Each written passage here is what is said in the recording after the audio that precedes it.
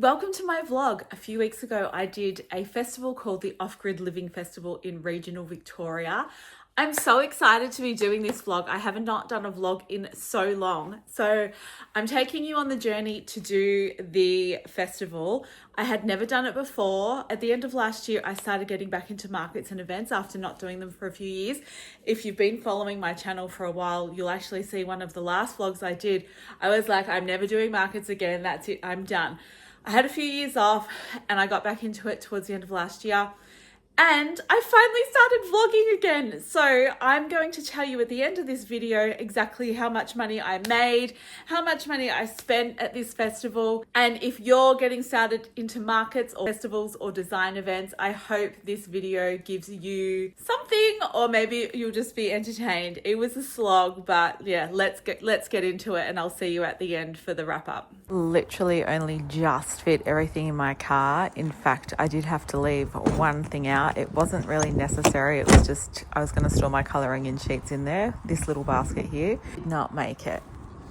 Okay, I've got just over an hour to go. So I've been driving for like an hour. Then I dropped my daughter and the dog off. And then I've been driving for another 2 hours. So I'm busting and I'm starving. And the favourite thing for me for a little road trip is stopping at a small town bakery and getting a salad roll. I don't know why. Small town bakeries just do the best salad rolls. So I've pulled off the Hume to go to Euroa. I've spotted a bakery, but I've also spotted an op shop. So I wonder if I've got 5 minutes to spare. First things first though, I need a toilet. Honestly, I just can't help myself. Okay, so firstly, the bakery I found didn't have salad rolls. That's so weird for a little country bakery. Anyway, I couldn't be bothered finding another one, so I just got ham, cheese, tomato, pickles. I'm sure it'll be yum. And then I popped into the op shop because it's a country op shop. I wasn't going to buy anything. I just need to not go into op shops. I cannot help myself. I got that for $3. It's just cute. I'm going to put some Billy buttons in it for this weekend, the Off-Grid Living Festival, because I'm selling my Billy Button flower bunches. So I'll sell some in little vases. And then I just got some cute little vintage vases, which are in here. I might show later if I've got time after I've set up. Okay, 1 hour to go. I found the toilet. It wasn't awful. I hate public toilets. I have this irrational fear of them. They're gross, but this one was okay. So next stop, Chiltern. The next town after this was actually Violet Town, and I remember loving the little op shop there, so I had to pull out and stop, but I got there right on their closing time, so I ended up just going straight to the festival to set up. The first thing I noticed when I arrived on site was how dusty it was, and that was a little concerning because, you know, we don't love a lot of dust, and it was really hot. It was probably about 4, I think, from memory, that I got there, and it was about 30 degrees. So it was hot, it was dusty, not great, but we do it anyway. So I started unloading. I had to set up 2 marquees because one marquee I had all of my products in and everything for sale, and in the one next to it I actually set up a little drawing and colouring in station.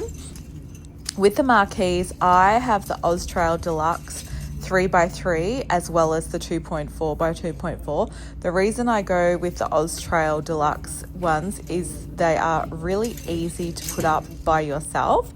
I've had other marquees in the past. When I first started doing markets, I just got like a cheap one from Aldi, and it worked fine. It did the job, but it was really tricky to get up by yourself. Whereas the Deluxe Austrails are really quite simple once you know what you're doing. This is my little trick. I get in the middle there, a bit awkward, but I find this one pops up really well from the center. And then it just kind of pops itself out, and if you see the yellow arms there, you push them to put the corners up, and they make it really easy. Now, the only thing with this, I actually realized once I had it half up that I hadn't centered the canopy properly. So when the pole in the center went right up, it just wasn't centered. And this lovely man came by and realized and showed me that I hadn't had it centered properly. So he helped me set it back up again. It was so nice because I was one of the few females setting up their marquees. I had all these men saying, do you need a hand? And I was kind of to myself thinking, no mate, I can do it by myself. I don't need a man to help. But it was actually really lovely having a helper. So I got my 2 marquees set up. That is the most exhausting part. I was so hot and sweaty by this point. And then it was time to drill in my pegs. So I actually use drill-in pegs. I got these from Bunnings several years ago. I believe Kmart and Aldi also sell these now. They're just amazing. You use a drill, you actually drill them into the ground. Since I've been using these, I've never had a marquee lift off the ground even a little bit in windy weather. So I just, for peace of mind, I just find these to be the best, and I will never go back just to normal pegs, and they're so much easier to put in as well rather than banging in pegs. You just have to remember to keep your drill with you when you're setting up marquees. So popped them in for safety, even though it was not windy at all, thank goodness. I'll take the heat over the wind any day of the week. And then it was just about getting my rug set up, which this is an amazing outdoor rug that I got from a company called Fab Habitat. I actually got it from Flock of Seagulls in Rye, but they're a company that create outdoor recycled mats, recycled plastic, and they literally just need to be hosed down. So whether you're in super dusty conditions like this or really wet, doesn't matter. At the end of the event, you can just hose them down and they're good to go for the next time.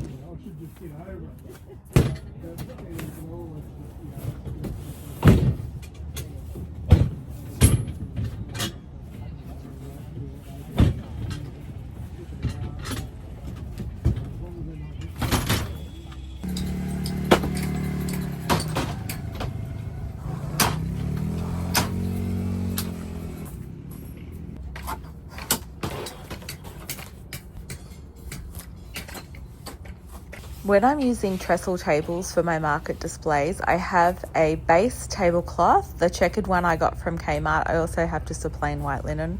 And then I generally use these little vintage square tablecloths that I just put all along the tables. They just go with my products so well. They're sort of kitschy and cute and bright and colourful, and just adds that real wow factor to my stall since I've got lots of colourful and bright products already. Sometimes I wonder if I should just go completely natural with the tablecloths, but not yet. Now this face I have on here is when I'm so hot and bothered, and I decided to get some curtains for the back wall of my marquee, and I was wondering why didn't I pre-thread these before I got there, because when I was so hot and bothered, that was the last thing I wanted to do, and I cut that video short, but it actually took, I reckon, probably about 10 minutes. I was so over it by the time I finally got it up, and I was actually going to put 2 up so it was nice and gathered, but I only put 1 up in the end, which I'm kind of glad about because it actually got really dusty. So at least now I only have to wash 1 for if I want to do that again. The next addition to my stall setup were I was going to put a big row of my paper flowers up above my sign, just again to add bright, colourful, something to draw people's attention. I was so done by that point though, I could not do any more. So I set my little drawing, colouring in station up, put all of my walls up, put the base setup up, but because I was leaving it overnight, I didn't want to put my products out, and then I was done. I was so hot. Oh my gosh, I was so ready to go. And then I headed to my cousin's house for the night. Good morning. It's 7 o'clock Saturday. I am staying at my cousin's house while I do the Off-Grid Living Festival. Check out the view.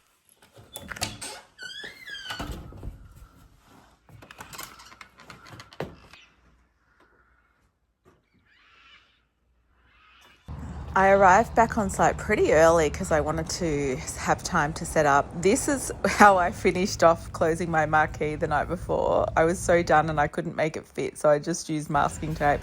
Got some breakfast, which was really delicious, had a little look around, finished setting up my stall, put all the products out, took all the front walls off, and then I had to use a compost toilet, which I was dreading. It was gross, but not as bad as I thought it was going to be at the start anyway. Different story by the end of the weekend. I found a market buddy of mine, and they even had a Scottish bagpipe band. It was very cool. had a delicious lunch, and then my cousin came down for a visit and did some colouring in, and a few people started coming through. This was a little preview of the back of my stall. It's always messier than the front. And that was the end of the day for day one. I tucked away some of the products, just put dining tablecloths over the things, and then I was out of there. I was feeling a little stressed at this point because it was the end of the Saturday and I'd only sold $150, which cost me $550 for the whole event. And Saturday's normally busier than Sunday, but hoping for the best. Day 2, just leaving my cousin's amazing property and getting ready for day 2. I'm going to try and park my car right next to my stall this morning so that it's nice and easy to pack up. The only thing with that is to go the easy way to my stall, there's a big ditch that I've got to drive over, and my new car's super low to the ground, so I'm nervous. But my cousin and her son reckon that I can do it, so I'm gonna give it a go. Fingers crossed. Cows. Morning, day 2, and I've just got coffee and waiting for an egg muffin. It's a nice day today again. It's going to be a hot one. I'm hoping more people come today than they did yesterday because it was pretty quiet for an event like this, I would have thought.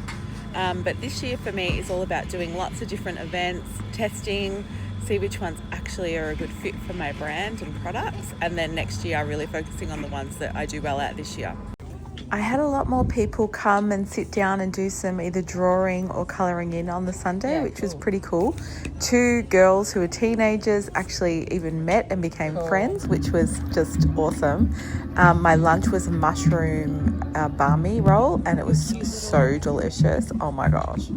And then packed up at the end of the day, went home. The dust was insane. Here's a little example of how dusty it was.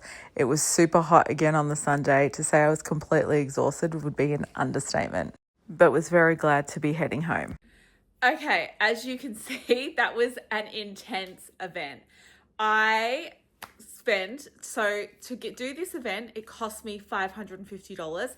This event had different levels of cost. So if you were a hobbyist or just a crafter, not running it as a business, it was only like $200 or $250 to do. I kind of wish I'd just said that was me, but I went for the business who's registered for a GST, which I am, so it cost me the most, so $550. I made all up for the whole weekend in sales $230. So that is really bad. I haven't had a market or an event do that bad in many, many years. So it was pretty devastating.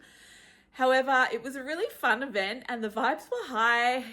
Even though there was massive dust, I actually really enjoyed sitting down, having my little colouring in workshop and drawing station.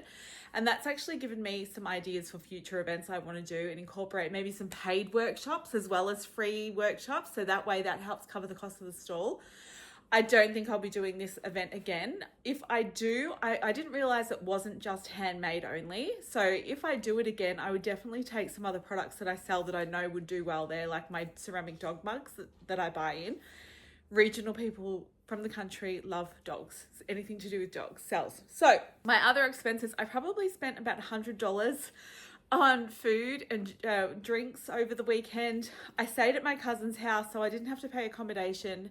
That was a 40-minute drive, so I had to pay petrol. It took me 4 hours to get there. So my new car is very small, so it doesn't use a lot of petrol. So I probably still spent probably $150 on petrol. So definitely a big loss financially for this event. But I still had a good time. Will I do it again? Probably not. They've sent out a email recently just saying they actually had a lot less people come through than what they thought, which was true. Like I was like, there's no way this is 10,000 people. And they've actually decided to have a break next year. So obviously the feedback was pretty intense. And yeah, I don't think a lot of people didn't do well, but some people did really well. Like some of the people selling honey, the guy next to me makes gongs. He did really well. But for me, it was a huge flop financially, so I won't be doing it again. The next vlog I will be bringing you is the first weekend of May. I'm driving up to Adelaide for the Bowerbird Design Market. I've never done this one before either. Lots of firsts this year, so subscribe if you love to see behind the scenes of markets and events and handmade businesses and stuff, because I will be documenting a lot more of the events that I do. I'm also doing Life in Style Melbourne this year. So if you're into wholesale or looking to get into it, I'll be documenting my experience with that. But next vlog will be the Bowerbird Market in Adelaide. So thanks for watching, and I hope you enjoyed this video.